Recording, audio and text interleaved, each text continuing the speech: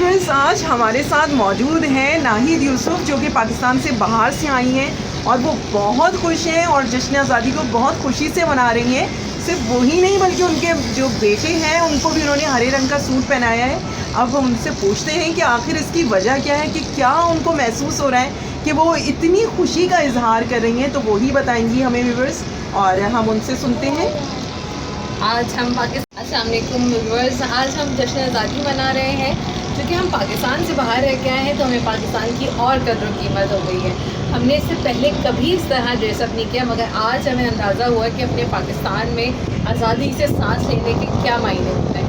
इसीलिए आज मैंने खुद भी और अपने बेटे को भी ग्रीन और वाइट कलर के कपड़े पहनाए हैं। Thank you for watching and thank you for bearing. आप कुछ गा के सुनाएंगी पाकिस्तान के लिए? पाकिस्तान पाकिस्तान पाकिस्तान पाकिस्तान, मेरा ईमान पाकिस्तान।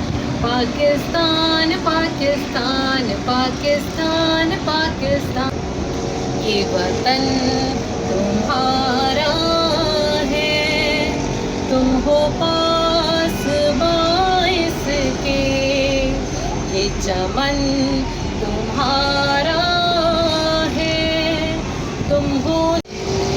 बाय करो। बाय।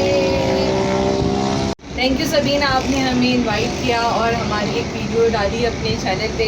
बहुत शुक्रिया और आप सबका देखने का बहुत शुक्रिया। थैंक